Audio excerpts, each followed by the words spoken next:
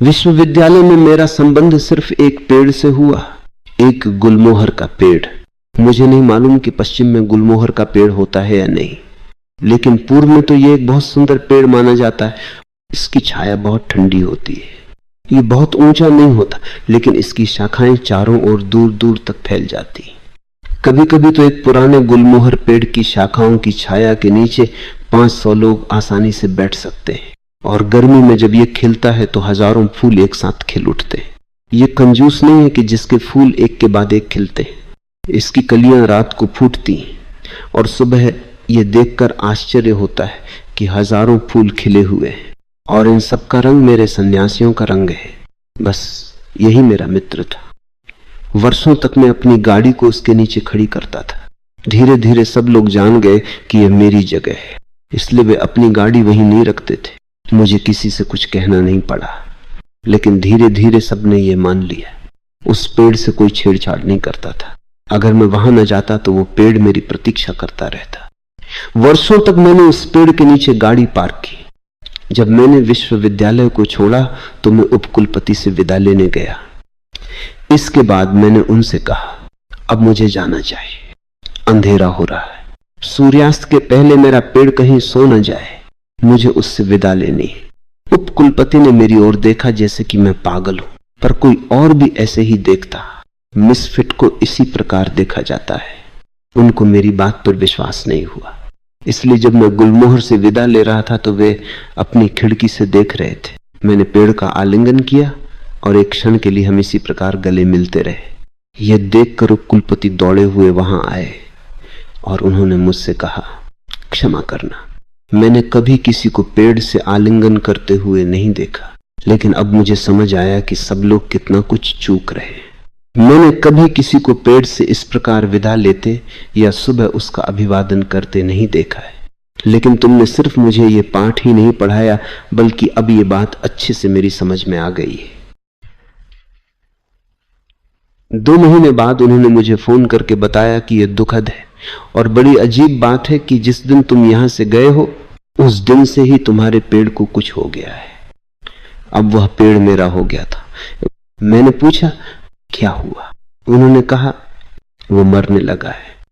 अब अगर तुम आओ तो सिर्फ मृत पेड़ को देखोगे, न उस पर पत्ते हैं, न फूल हैं।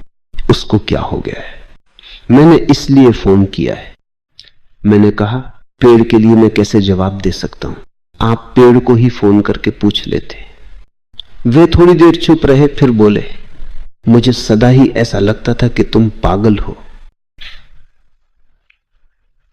मैंने कहा, आपको अभी भी विश्वास नहीं हो रहा, नहीं तो पागल आदमी को कौन फोन करता है? आपको तो पेड़ को फोन करना चाहिए था, और वह पेड़ तो आपकी खिड़की के बाहर है, फोन करने की जरूरत ही नहीं। उन्होंने फोन रख दिया। मैं हंसा, लेकिन दूसरे दिन सुबह विश्वविद्यालय के किसी मूर्ख के पहुंचने से पहले मैं पेड़ को देखने गया। उस समय उसके फूलने का मौसम था, लेकिन उस पर एक भी फूल न था। सिर्फ फूल ही नहीं, पत्ते भी नहीं थे। फूल और पत्ते विहीन सिर्फ उसकी नंगी शाखाएं वहां खड़ी थी। मैंने उस पेड़ का फिर आलिंगन किया और मुझे मालूम हो गया कि वह मर गया है। पहली बार जब उसको गले लगाया था तो उसकी ओर से मुझे उत्तर मिला था, लेकिन अब उसकी ओर से मुझे कोई उत्तर नहीं मिला। पेड़ का शरीर तो खड़ा था, लेकिन उसके प्राण निकल गए थे। उसका यह निर्जीव शरीर शायद इस प्रकार कई बरस तक खड़ा रहा, शायद अभी भी खड़ा हो, लेकिन अब तो केवल एक मृत लकड़ी थी। मैं कहीं भी फिट नहीं हो सका। जब मैं विद्यार्थी था तो बड़ा उपद्रवी था। मुझे पढ़ाने वाले हर प्रोफेसर के लिए मैं एक सजा के समान था। वह समझता था कि भगवान ने उसे इस रूप में सजा दी है, भगवान का संदेशवाहक बनने का। मैंने बड़ा मजा लिया, पूरी तरह इसका मजा लिया है। कौन इसका मजा न लेता? और अगर वे सोचते थे कि मैं एक सजा के समान हूं, तो मैं जितना वे सोचते उससे भी बढ़कर अपने को सिद्ध करता था। इनमें से कुछ एक अभी कुछ दिन पहले मुझे मिले हैं। उन्होंने कहा, हम तो विश्वास ही नहीं कर सकते कि तुम संबुद्ध हो गए हो। तुम तो मुसीबत की जड़ ही थे। तुम्हारे साथ पढ़ने वाले सब छात्रों को हम भूल गए, लेकिन अभी भी तुम कभी कभी रात को हमें दुख स्वप्न में दिखाई देते हो। मैं इस बात को समझ सकता हूं। मेरा कहीं भी मेल नहीं बैठता था। वे जो कुछ भी मुझे पढ़ाते थे वो इतना घटिया होता था कि मुझे उसका विरोध करना पड़ता था। मुझे उनसे कहना पड़ता था कि ये बहुत घटिया है। अब कल्पना करो कि कई दिनों की तैयारी के बाद जब कोई प्रोफेसर लेक्चर देता है तो वह आशा करता है कि छात्र उसकी सराहना करेंगे, लेकिन उसके लेक्चर के अंत में एक छात्र खड़ा होकर कहता है कि ये सब तो बहुत साधारण है, ये जानकारी बहुत मामूली है। मैं तो बड़ा अजीब छात्र था।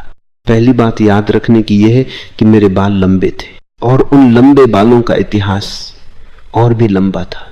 इसके बारे में मैं बाद में किसी दिन किसी चक्कर में बताऊंगा। चक्कर में घूमने का यही मजा है। अलग अलग रास्तों पर बार बार एक ही बिंदु पर पहुंच जाते, जैसे पर्वत के शिखर पर जाते समय गोल गोल घूमकर तुम विभिन्न तलों से एक ही दृश्य को देखते हो। हर बार कुछ अलग होता है क्योंकि तुम नई जगह पर खड़े होते हो, लेकिन दृश्य वही होता है। वो ज्यादा सुंदर हो जाता है, बहुत ज्यादा सुंदर भी हो सकता है क्योंकि तुम अधिक देख सकते हो। इसके बारे में कभी बात करूंगा, लेकिन आज नहीं। खासतौर पर आज मैं कहना चाहता था कि ध्यान एक प्रकार की दुधारी तलवार है। दुधारी क्योंकि ये दोनों ओर से काटती है, एक ओर से सुनने वाले को और दूसरी ओर से बोलने वाले को, इन दोनों को जोड़ भी देती है।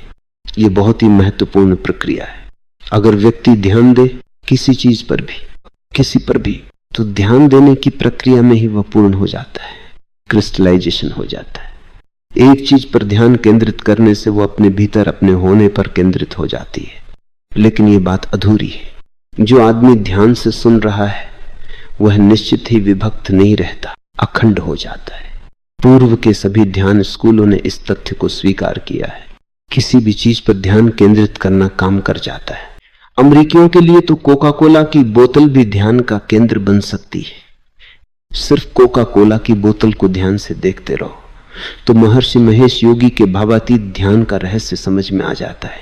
यह केवल अर्ध सत्य है, और अर्ध सत्य झूठ से अधिक खतरनाक होता है। अगर पुस्तक को पढ़ते रहो या मंत्र का जाप करते रहो या किसी मूर्ति को देखते रहो तो आधा सत्य संभव है। दूसरा आधा सत्य तो संभव हो सकता है जब तुम्हारा किसी जीवित व्यक्ति के साथ हृदय लयबद्ध हो जाए।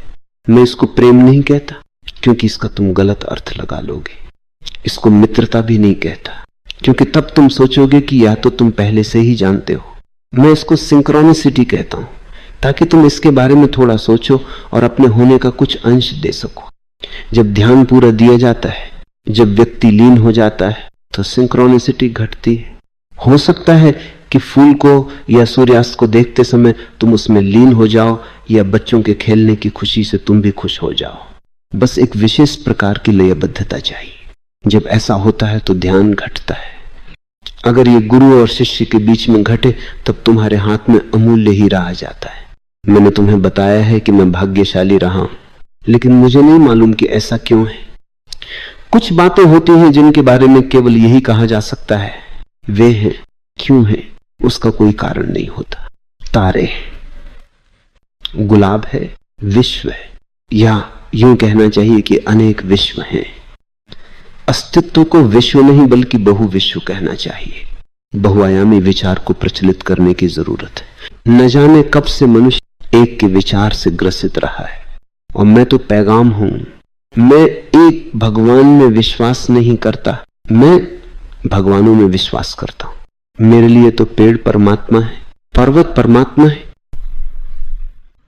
लेकिन हमेशा नहीं। उसमें उसकी संभावना है। स्त्री परमात्मा है, लेकिन हमेशा नहीं। ज्यादातर तो ये झंझटी होती है, लेकिन ये उसका चुनाव है। उसको ऐसा चुनाव करने की कोई जरूरत नहीं थी। किसी ने ऐसा करने को उसे बाध्य नहीं किया था। साधारणतः पुरुष हस्बैंड अर्थात पति होता है। हर भाषा में यह शब्द बहुत क्रूप है। हस्बैंड शब्द हस्बेंड्री से आया है, अर्थात बागवानी, कृषि, खेती। यही तो मेरे सन्यासी कर रहे हैं। और जब तुम किसी को अपना हस्बैंड कहते हो तो क्या तुम्हें मालूम है कि तुम क्या कह रहे हो? क्या उस बेचारे आदमी को मालूम है कि तुमने उसको किसान के स्तर पर खड़ा कर दिया है? मूल विचार तो असल में यही है कि पुरुष है किसान और स्त्री है खेत। कितना महान विचार है। Image illustrating the concept of animal husbandry and agriculture. पुरुष सामान्यतः सांसारिक कामों में उलझा रहता है और स्त्री तो उससे भी अधिक। वह हर बात में पुरुष से बढ़कर है। वह पीछे बैठकर गाड़ी चलाती है, मगर चलाती वही है। एक पुरुष तेज गाड़ी चलाते हुए पकड़ा गया। सिपाही को बहुत गुस्सा आया, क्योंकि वह सिर्फ गाड़ी ही तेज नहीं चला रहा था, बल्कि उसके पास लाइसेंस भी न था, और उसने लाइसेंस की जगह सिनेमा की टिकट दिखा दी जो वो देखने जा रहा था। ये तो ज्यादती थी। सिपाही ने कहा कि अब मैं तुम्हें असली टिकट दूंगा। 0। 3। पत्नी पति पर चिल्लाने लगी, मैं तुमसे शुरू से कह रही थी, लेकिन तुम कभी मेरी बात सुनते हो। और वो इतने जोर से चिल्लाई कि सिपाही भी चालान लिखते लिखते रुक गए और सुनने लगा कि क्या हो रहा है। पत्नी ने कहा, तुम्हारा चश्मा कहाँ है? तुम देख तो सकते नहीं और गाड़ी चला रहे हो, और तुम पर कोई असर ही नहीं हो रहा, और ऊपर से तुमने नशा भी कर रखा है। तुम्हें मालूम ही नहीं हो रहा कि मैं कितने जोर से लात मार रही हूं। फिर उसने सिपाही की तरफ मुड़कर कहा, ऑफिसर, आप इसको जेल भेज दीजिए। आप इसे 6 महीने की कड़ी सजा दीजिए। इससे पहले कम में यह कभी सुधरेगा नहीं। पुलिस भी नहीं समझ सका कि इतनी कड़ी सजा सिर्फ तेज गाड़ी चलाने के लिए। उसने उस आदमी से कहा, आप जा सकते हैं। ऐसी पत्नी देकर भगवान ने पहले ही आपको काफी सजा दे दी है, वो काफी है। मुझे भी आप पर दया आती है। अब मुझे मालूम हुआ कि आपकी नजर क्यों खराब हो गई। ऐसी औरत को कौन देखना चाहेगा? वो बार बार आपको पैरों से मार रही थी, इसलिए आपको गाड़ी तेज चलानी पड़ी। मुझे आपसे पूरी हमदर्दी है। आप गाड़ी तेज चलाते रहिए, लेकिन वो हमेशा वहां रहेगी। इतनी तेज चलाइए कि वो पीछे, बहुत पीछे छूट जाए। स्त्री और पुरुष दोनों क्रूप, बहुत क्रूप जीते। एक बार मेरे गांव से मेरे एक प्रोफेसर की पत्नी जा रही थी। मैंने उसे एक बार बताया था कि मेरी नानी और मेरा सारा परिवार वहां रहता है, वो आपसे मिलकर बहुत खुश होंगे। मैंने नानी से उसका परिचय कराया। जब वो चली गई तो हम दोनों हंस पड़े। नानी ने हंस कर कहा, ये तो कुछ भी नहीं है, तुम्हें तो उसके पति को सहन करना पड़ता है। अगर ये ऐसी है तो वो कैसा होगा? मैंने कहा, मैं सिर्फ इतना ही कह सकता हूं, वो पासपोर्ट फोटो से भी अधिक क्रूप लगता है। मैं जीवन भर पढ़ाता रहा हूं। अपने स्कूल के दिनों में भी मैं शायद ही कभी उपस्थित रहता था। उन्हें मुझसे छुटकारा पाने के लिए मुझे 75% उपस्थिति देनी पड़ती थी। ये भी सरासर झूठ था। मैं तो 99% गैर हाजिर रहता था। प्राइमरी स्कूल में, हाई स्कूल में और कॉलेज में मेरा यही रवैया रहा। कॉलेज में तो प्रिंसिपल भी एस अधौलिया के साथ मैंने ये समझौता किया था। वे बहुत ही अच्छे आदमी थे। वे मध्य भारत में स्थित जबलपुर के एक कॉलेज के प्रिंसिपल थे। जबलपुर में बहुत से कॉलेज हैं और उनका कॉलेज बहुत नामी था।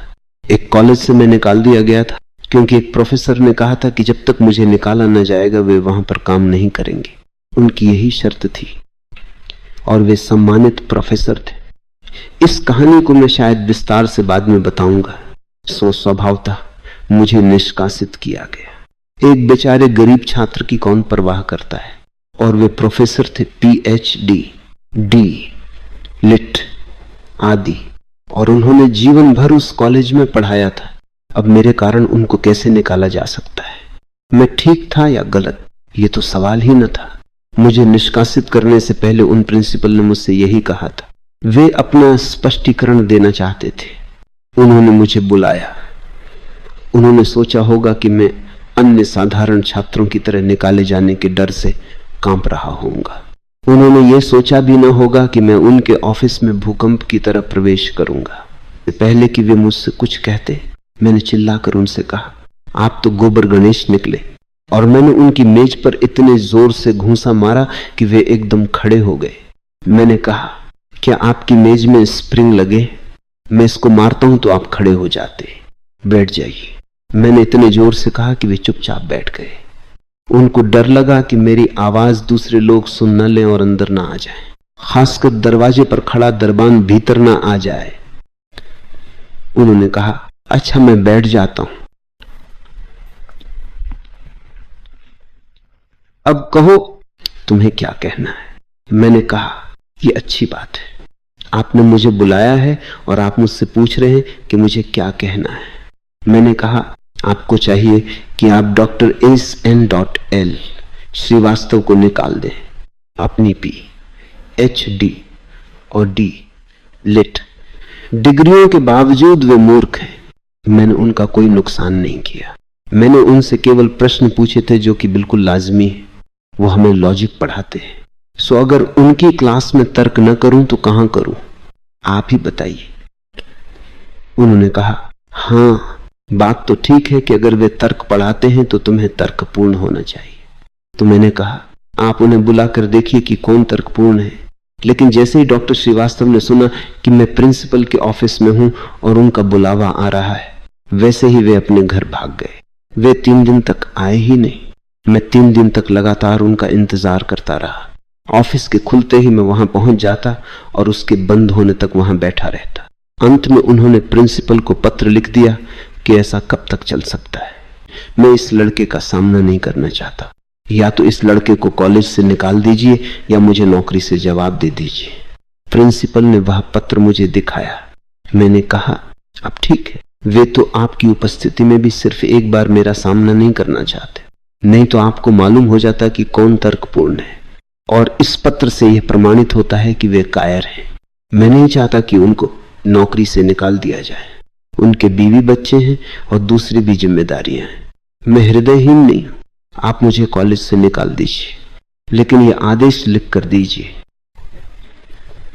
उन्होंने मेरी ओर देखा और कहा, अगर मैं तुम्हें निष्कासित करता हूं तो तुम्हें दूसरे किसी कॉलेज में दाखिला मिलना बहुत मुश्किल हो जाएगा। मैंने कहा, यह मेरी समस्या है।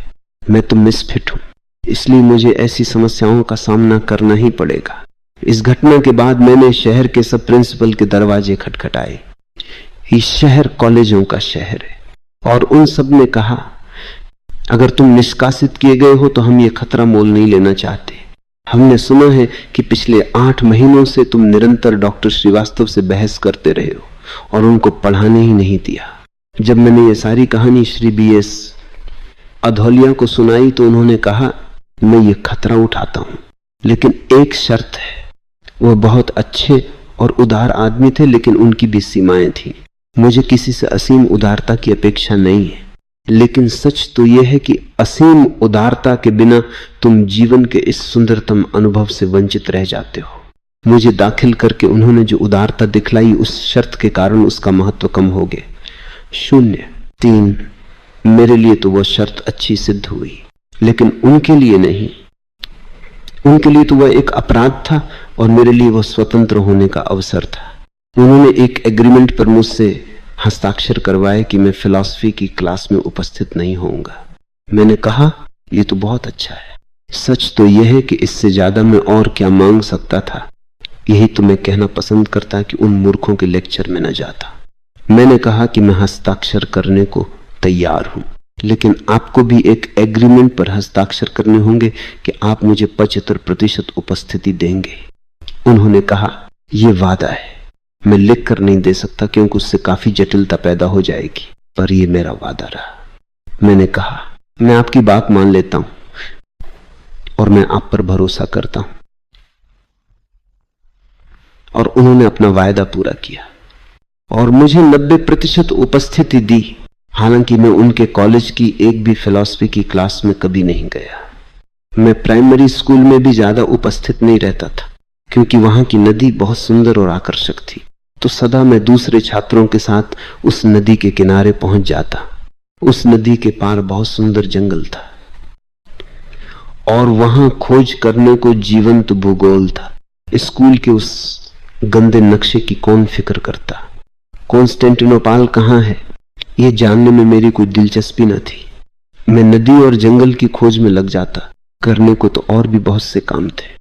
उदाहरण के लिए, जैसे जैसे मेरी नानी ने धीरे धीरे मुझे पढ़ना सिखाया, मैंने पुस्तकें पढ़नी शुरू कर दी। उस शहर के पुस्तकालय का जितना उपयोग मैंने किया, उतना मुझसे पहले या बाद में शायद ही किसी ने किया हो। अब तो वे बड़े चाव से दिखाते हैं कि मैं वहां पर कहां बैठता था, कहां बैठकर पढ़ता था और नोट लिखता था।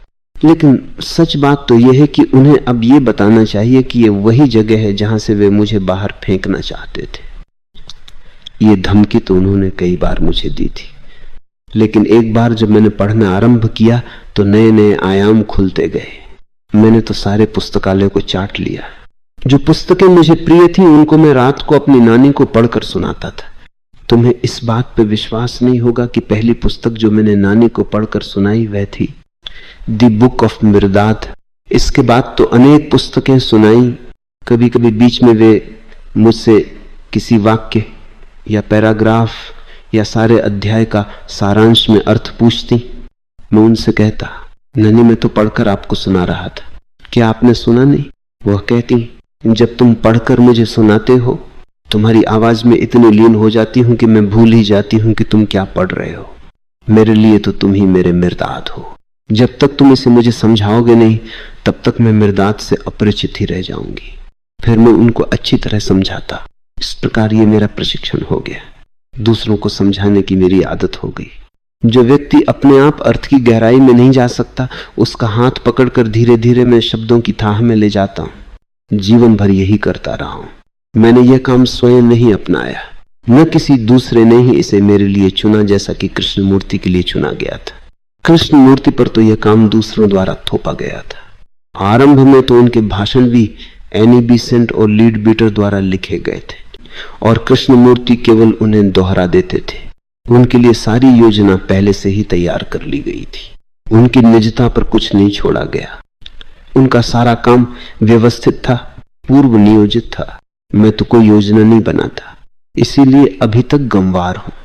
कभी कभी मुझे खुद आश्चर्य होता है कि मैं यहां क्या कर रहा हूं। लोगों को संबुद्ध होना सिखा रहा हूं और जब वे संबुद्ध हो जाते हैं तो मैं तुरंत उन्हें फिर से असंबुद्ध होने का ढंग सिखाने लगता हूं। मुझे मालूम है कि वो समय करीब आ रहा है जब मेरे बहुत से सन्यासी समाधिस्थ हो जाएंगे और अभी से मैंने तैयारी कर ली है कि इतने जागृत लोगों को कैसे दोबारा असंबुद्ध बताऊंगा।